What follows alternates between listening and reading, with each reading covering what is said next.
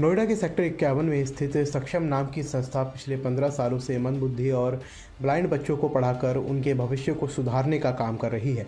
आपको बता दें, इस संस्था के संस्थापक दीपक मनोचा भी ब्लाइंड थे और उन्होंने खुद को अपने पैरों पर खड़ा होकर और बच्चों का भला करने का ये फैसला लिया था। बता दें कि दीपक मनोचा ने 2003 में दिल्ली के अंदर पहला सक्षम संस्था शुरू किया था, जिसमें ब्लाइंड और मंदबुद्धि बच्चों को पढ़ाया जाता है। जिसके बाद 2007 में नोएडा के अलग अलग सेक्टरों में घूमकर यहाँ से ब्लाइंड बच्चों को इकट्ठा करके पढ़ाने का काम सेक्टर 51 में शुरू किया गया। नोएडा में सक्षम संस्था की प्रिंसिपल ब्रिज वर्तवाल बताती हैं, वो 35 साल से पढ़ाने के पेशे से जुड़ी हैं और उनको ब्लाइंड और मंदबुद्धि बच्चों को पढ़ाना अच्छा लगता है। इस समय मैं नोएडा के सेक्टर 51 में मौजूद हूँ और यहाँ पर एक संस्था के द्वारा करीब 135 ऐसे बच्चे हैं जो कि पैदाइशी यहाँ पे आंखों से देख नहीं सकते हैं या किसी तरीके से डिसेबल हैं। उनको यहाँ पे संस्था के द्वारा यहाँ पे उनको पढ़ाया जा रहा है, उनका उज्जवल भविष्य बनाया जा रहा है और इसी संस्था की जो प्रिंसिपल हैं वो मेरे साथ मौजूद हैं। मैम, आप लोग किस तरीके से यहाँ पे बच्चों को पढ़ा रहे हैं और कौन कौन से बच्चे हैं जो यहाँ पे आपके पास पढ़ने के लिए आते हैं? देखिए, नोएडा जो है जो हमारा ये सक्षम स्कूल है, ये 2003 से काम कर रहा है। पहले इनका दिल्ली में सेटअप था और उसके बाद धीरे-धीरे 2006 से ये नोएडा में आया। आज की डेट में हमारे पास 135 ब्लाइंड बच्चे हैं, क्योंकि नोएडा में कोई भी ऐसी संस्था नहीं है जो इन दृष्टिबाधित बच्चों को सर्विसेज दे रही है। हमारे यहाँ पे बच्चों को हर तरह की सुविधाएं दी जाती हैं, पिकअप से लेके ड्रॉपिंग तक, फूड प्रोवाइड करना, यूनिफॉर्म है और बेस्ट ऑफ बेस्ट एजुकेशन है। एजुकेशन में वो जो बच्चों की life skills, daily living skill से लेके मोबिलिटी है, कंप्यूटर ट्रेनिंग है, ब्रेल रीडिंग राइटिंग है, ये सारी इनकी स्किल्स है। उनको यूनिफॉर्म चाहिए, फूड चाहिए या कभी कभी मेडिसिन चाहिए, उस सब में सक्षम सपोर्ट कर रहा है। मल्टी हैंडीकैप बच्चे भी हमारे पास है, जिनको विजुअल इम्पेयरमेंट के साथ साथ फिजिकल इम्पेयरमेंट है, लोकोमोटर डिसेबिलिटी, दृष्टिबाधिता, मंदबुद्धिता, उन बच्चों को भी हम सर्विस दे रहे हैं। हमारी पूरी टीम टीचर्स की सब स्पेशल है, एक्सपर्ट हैं, बहुत सालों के एक्सपीरियंस लिए हुए हैं, तो सबको मालूम है कि बच्चों को। हमारे पास 2 थेरेपिस्ट हैं जो बच्चों की, जिनको फिजियोथेरेपी चाहिए, ऑक्यूपेशनल थेरेपी चाहिए, उनको भी हम लोग ट्रेनिंग दे रहे हैं। तो बच्चों की काफ़ी स्किल एनहांस हो रही है। उसके अलावा हम अपने यहाँ इस सक्षम सेंटर में बच्चों को each and every aids and appliances and devices भी प्रोवाइड करते हैं।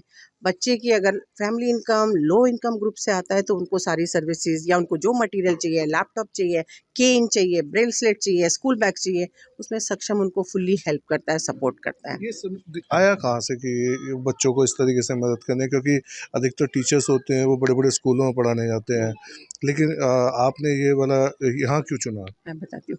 जो हमारे ट्रस्टी हैं मिस्टर दीपेंद्र मनोचा और रमी सेठ, दीपेंद्र जी खुद हिमसेल्फ इज़ टोटली ब्लाइंड और उनके माइंड में ये बहुत अच्छा क्लियर कॉन्सेप्ट है कि जो बच्चे जिस एरिया के हैं उनको वहीं अच्छी सी सर्विसेज दी जाए। उस कॉन्सेप्ट को ध्यान में रखते हुए नोएडा में शुरू हुआ, क्योंकि जब सर्वे हुआ था तो नोएडा में कोई भी स्कूल नहीं था। आज हो सकता है कुछ हो, मिक्स कैटेगरी ले रहे हों, लेकिन हमारा एक सक्षम एकमात्र संस्था थी जो इन बच्चों के लिए यहाँ काम कर रही थी।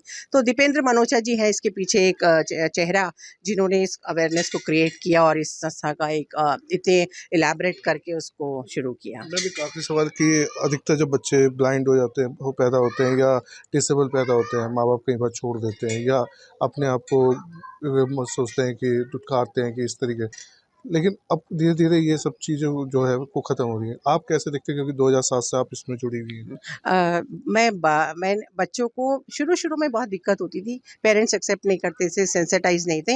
लेकिन अगर मैं आज की डेट में लूँ 2022 में, तो बहुत लोग अवेयर हो चुके हैं। नेटवर्किंग हमारी बहुत हॉस्पिटल्स और सेंटर्स तक हो चुकी है। पेरेंट्स को हम टाइम-टाइम पे हर ट्रेनिंग देते हैं।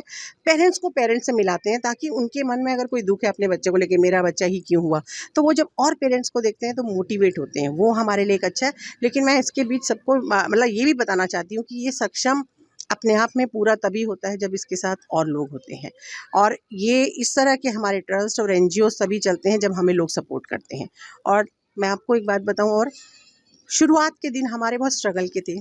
बिकॉज़ उस समय हमारे पास कोई सीएसआर सपोर्ट नहीं था। लेकिन आज हम लोग कह रहे हैं कि ये जो इतना बिल्डिंग, गाड़ियाँ, हर बच्चे के हाथ के नीचे लैपटॉप, स्मार्ट केन और भी डिवाइस सब है। ये सारी सपोर्ट मुझे लगता है सीएसआर के अंडर जितने भी हमें कंपनीज़ जुड़ी हैं, जिसमें इस समय आप देख ही रहे हो आईटी के अंडर एचसीएल हमें सपोर्ट कर रहे हैं। तो एकेडमिक बच्चों को स्कूल कोई फ़ीस माफ़ नहीं कर रहा, लेकिन हमें फ़ीस चाहिए, तो हम इन लोगों से कहते हैं हमें फ़ीस में सपोर्ट करो, ताकि हम इन बच्चों की इंटेलिजेंसी और टैलेंट को उधर तक ले जा पाएँ। तो आज बच्चे जो हमारे चले गए हैं और बहुत अच्छे कॉलेजेस में सेटल हो गए हैं, जॉब कर रहे हैं, अपना एनजीओ खोल रहे हैं, और लोगों को जिनका म्यूज़िक का हुनर है वो म्यूज़िक ट्रेनिंग दे रहे हैं, जिनको बैंक्स में जॉब करना है वो जॉब करें, जिनको लॉ की स्टडी करना है कर रहे हैं, लेकिन कंटिन्यूटी के साथ हमारे साथ आज भी जुड़े हैं। और हम उनसे एक डिमांड करते हैं कि आप जब चले भी जाओ, आकर के वापस हमारे और पेरेंट्स और बच्चों को मोटिवेट करो, ताकि उनको भी एक दिशा मिले।